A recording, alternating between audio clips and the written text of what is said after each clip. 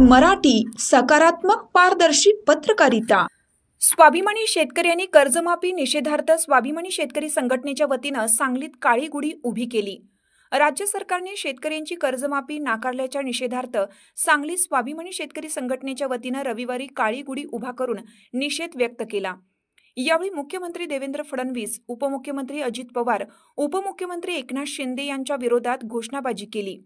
संघटनेचे जिल्हाध्यक्ष महेश खराडे म्हणाले की विधानसभा निवडणूकपूर्वी शेतकऱ्यांची कर्जमाफी करण्याचे आश्वासन महायुतीने दिलं होतं। त्याच्या जाहीरनाम्यातही तशी घोषणाही केली होती।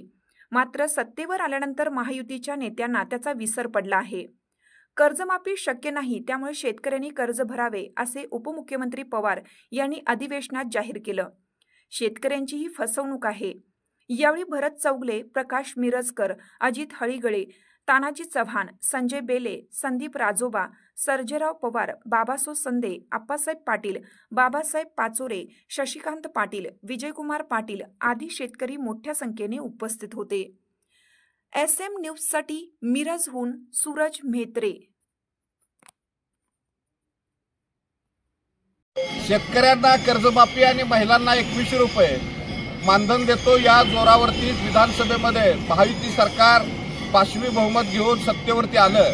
मात्र सत्तेवर आल्यानंतर हे सरकार शेतकऱ्यांच्या मुळावर उठलेलं आहे, महिलांच्या मुळावर उठलेलं आहे। महिलांना 2100 रुपये देणार नाही याची घोषणा त्यांनी नुकतीच केलेली आहे। त्याचबरोबर विधानसभेच्या अधिवेशनामध्ये अजितदादा पवार यांनीही शेतकऱ्यांना कोणत्याही परिस्थितीत कर्जमाफी देता येणार नाही असं जाहीर केलेलं आहे। याचाच अर्थ महिलांना फसवण्याचा आणि शेतकऱ्यांना गंडवण्याचा धंदा या महायुती सरकारच्या वतीने सुरू आहे। त्याचा निषेध म्हणून आज राज्यभरामध्ये आम्ही काळ्या गुढ्या उभा करून हा सरकारचा निषेध करतोय, सरकारचा धिक्कार करतोय। कारण शेतकऱ्यांना फसवून हे सरकार सत्तेवर आलेलं आहे। त्यामुळेच यापुढच्या काळात जर सरकारनं कर्जमाफी केली नाही तर प्रचंड असं जनआंदोलन आम्ही उभा करू, रस्त्यावर उतरू।